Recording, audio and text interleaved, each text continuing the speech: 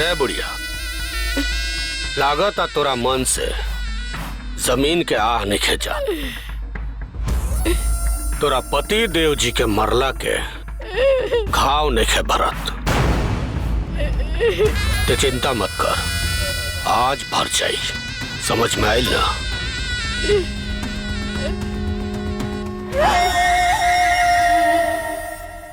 का रे बुढ़िया, तो 3 पोस्ट हमने कुछ ना बिगाड़ पॉलिस। तो तेरी हवाई पटो से हमने का होई?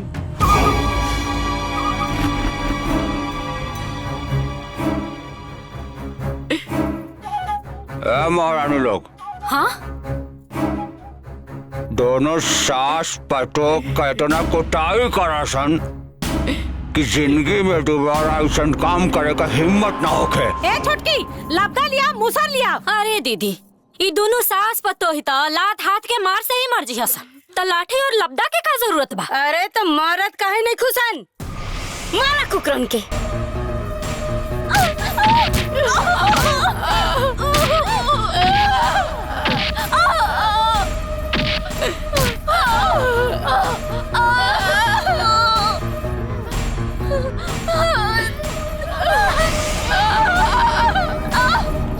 अरे मार कस के।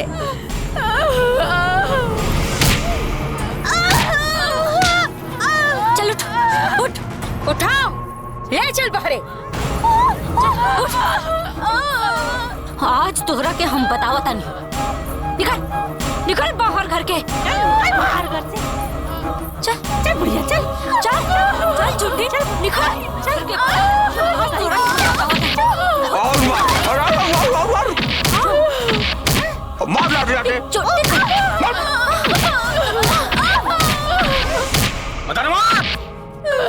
बदनवारे, निकल बाहर।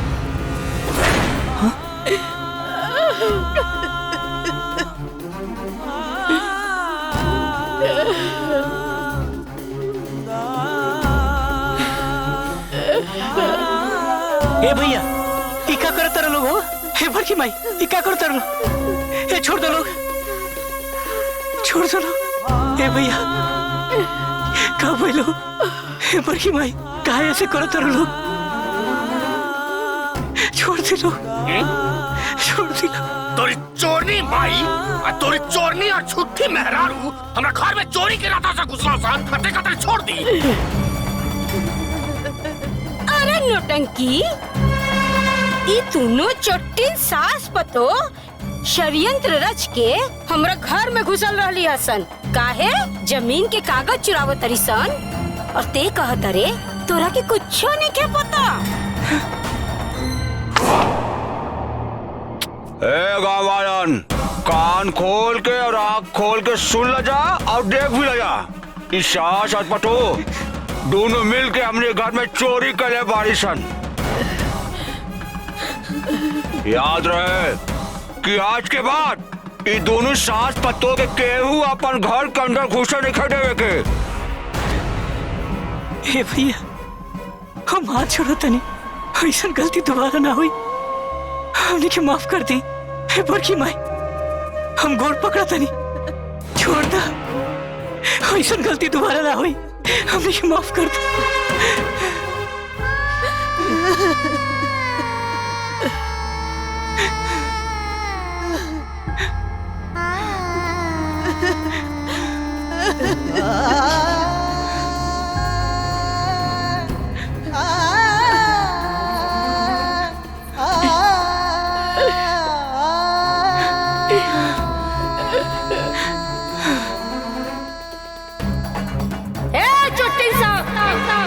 हमार बात कान खोल के सुन ला लोग। अगर तू दोनों में से केहू हमरे द्वारे पे पैर रख ले तो बोटी बोटी काट के तोरे घर में गाड़ दे।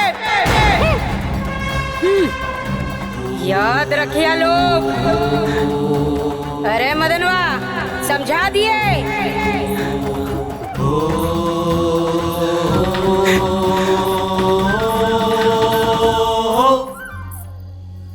बताओ, तू लोग ये सब काहे कैलू? जीवन में इतना परेशानी आई, इतना अभाव रहे, फिर भी कभी हम कोनो गलत काम ना कईनी।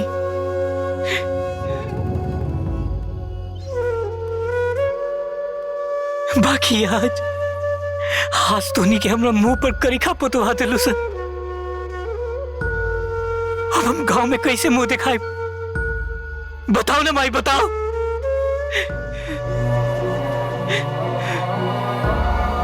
अब हम कैसे सर उठा के खड़ा हुई? ये सब करे में तोरा लाज ना लागल? ऐसा नीच काम ते काहे कैले? हाँ तू हो?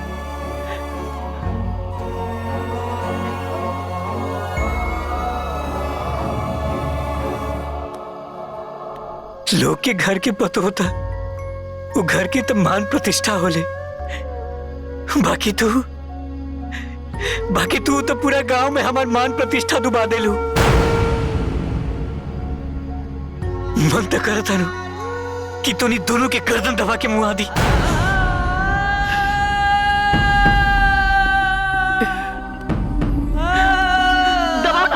दबा के मार दे, दबाओ, मुआ दे। और ऐसा जीवन जिए से भी का फायदा? जीवन बीत गए भिखारी के जैसन जियत।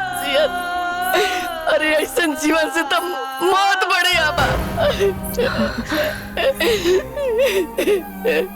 शांत हो जाए माई, शांत हो जाए। ना दुल्हन, एकरा बतावल जरूरी बा। कैसन बेटा बड़े रहता है? कौन काम के बेटा बड़े? जौना के माई के जरे खातिर अपन एक बीता जमीन नहीं के देत। जमीन खातिर तर बाबूजी अपन जान दे देलन, फांसी लगा के मर गइलन। बाकी तोर खून कैसे पानी हो गइल रे? तू ते ओकरा खातिर चोरी करबे? हाँ, काहे ना करब चोरी हम? अरे हम कोनो नून तेल मरचा चुरावे ना गइल रही। अपन गहना, अपना जमीन के कागज चुरावे गई रही, जौना के कुकुरा साहब जबरदस्ती छीन के रखले बड़ा सन। और एगो हमरा जैसन बदनसीब औरत कौन होई रे, जेकरा जरे खातिर एक पत्ता जमीन तक नहीं के। देखिए, रहुआ अपनी जगह सही बानी, बाकी ऊ लोग बेईमानी से हमनी से जमीन ले लेबा। अगर वो बेईमान के साथे हमनी बेईमानी कर देनी तो इमे का गलत हो गई? हाँ तो थाना कचहरी बा, कोर्ट बा। तो आज ले थाना, पुलिस, कोर्ट, कचहरी से कितना जमीन ले ले बानी? बोली ना। देखी, आज रघुआ के हमनी के साथ देवे के पड़ी। अपन जमीन के खातिर हमनी अपन जान लगा दे। अगर ये जमीन हमनी के मिल गई तो हमनी के बाबूजी की आत्मा की शांति मिल जाई। और अगर मर गई निसन तो ये जमीन खातिर हमार कुर्बानी हुई। बोली हाँ या ना? बोली हाँ या ना? हम पूछा था हाँ या ना?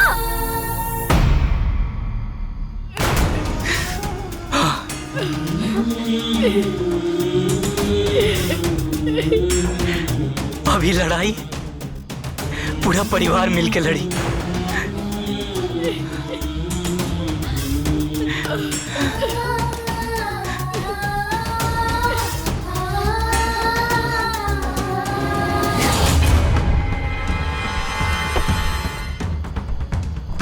चली चली।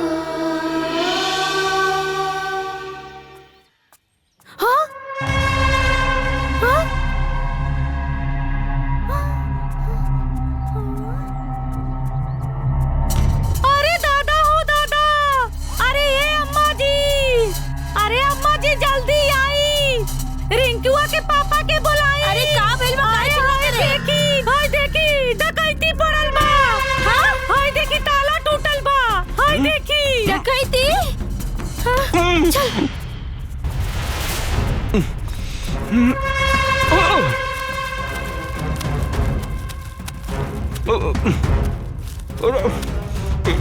सब कुछ हो गई।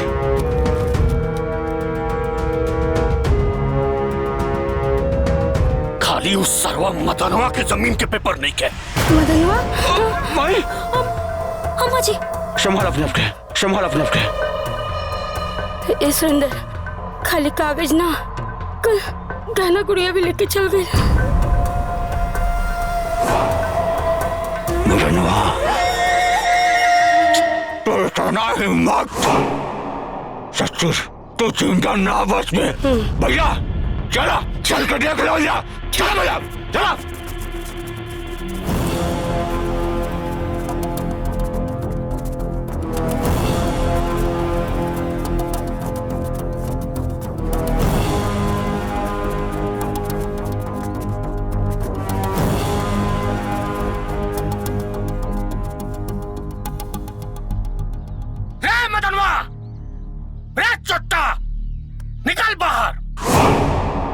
अरे मदनवा बाहर निकल, नहीं तो सारे घर में आग लगा दे। अरे चुट्टी, अरे छुट्टी, निकल बाहर। काहे इतना चिल्लाता रहो लोगिन? अरे का तकलीफ हो गई लो?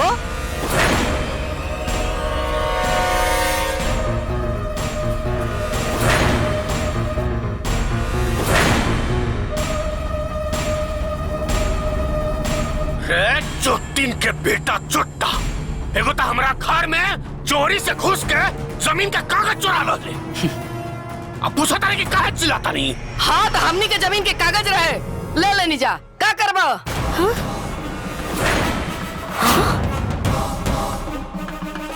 चोर सन तोहनी के काला नता कि कागज चुरा लो सन तो जमीनो ले लो सन। काहे न लेब सन? हाँ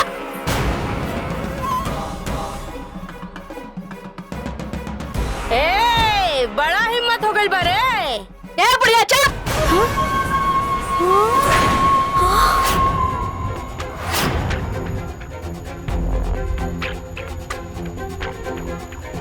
याद बना हमार सास के बात कि हमार खाली देहिया पातर बा, बाकी हम गुल्ली निया नुड़े नी।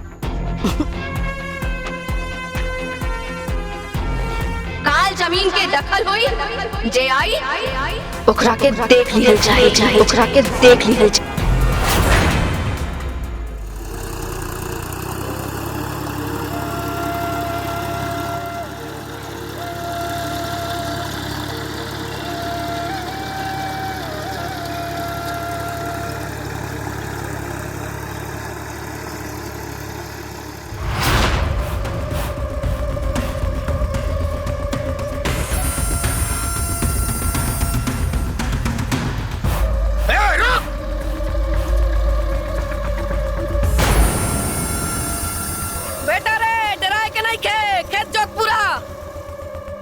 आज के लड़ाई में या तो लोग के मरल जाई या तो मरल जाई।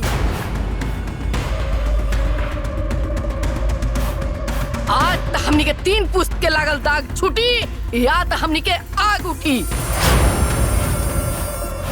चल जोत खेत।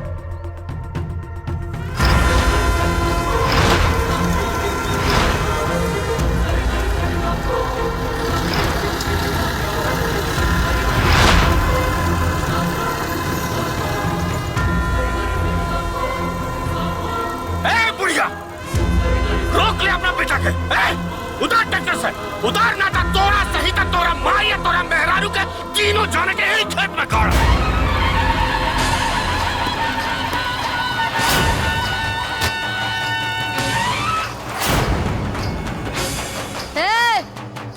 केकरा में इतनी औकात बाजे हमरा पति के हाथ लगाई? ए सुरेंद्र, पहले तो ये दोनों के मुआ, ओकरे बाद तेरे पूरे परिवार के मार। तेरे घर में केहू दिया जलावे वाला ना होके के चाहिए। मारे सर जो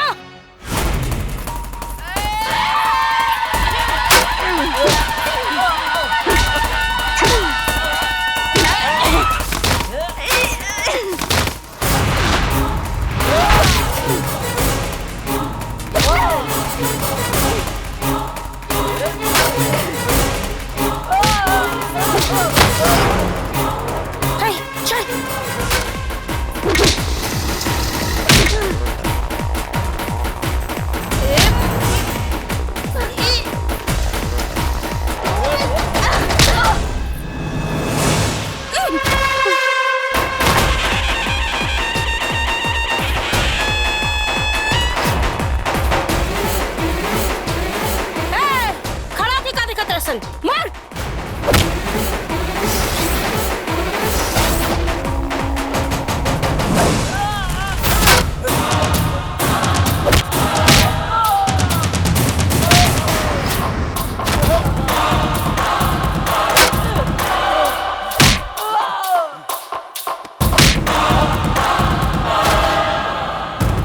माई माई पकड़ एकरा के।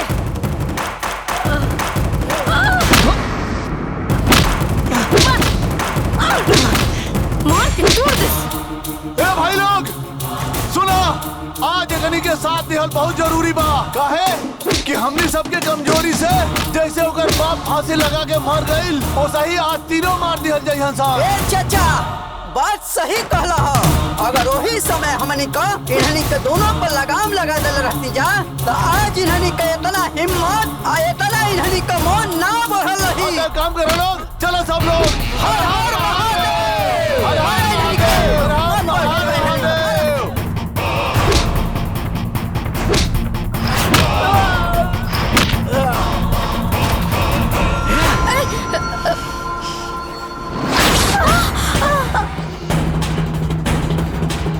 माई उठ।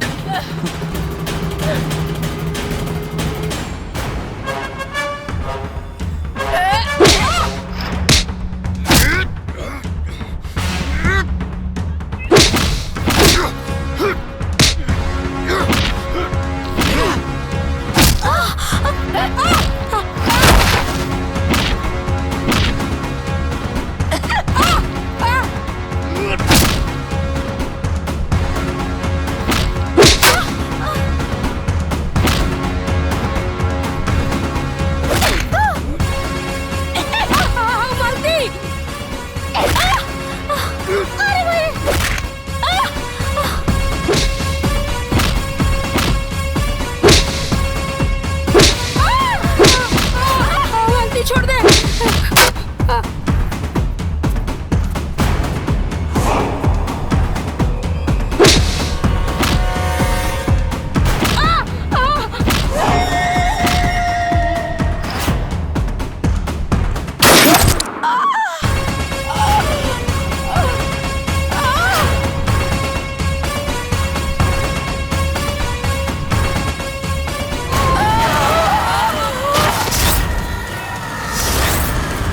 माई माई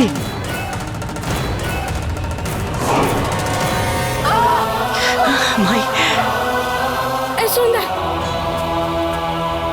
माई, ए माई चल चल चल चल चल भाग यहाँ से। चल भाग भाग यहाँ से। अरे भागे ना कौन सा हो, पकड़ लो मारो मारो इन्हनी के। हरिया रुक जा सो रे, रुक जा सो, रुक सो।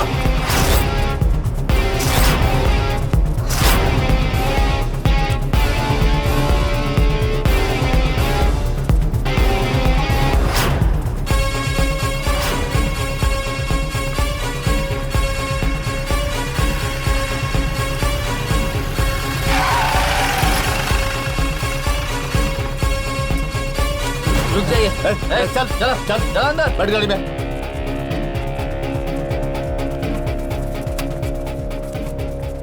हे जी, अस्पताल लेके चलिए जल्दी से। आज अगर हम मर भी गए ना तो हमरा कोनो दुख नहीं है। खुशी तो ये बात से बा और लाश हमारा जमीन में चली और हमारा अंतिम संस्कार भी हमारा जमीन पे हुई। ऐसा ना कहीं माए। अरे रहुआ देख कर रहल बानी, अस्पताल लेके चलिए जल्दी से। चल माई माई, ए माई, माई, का हो रहा है माई? माई, माई,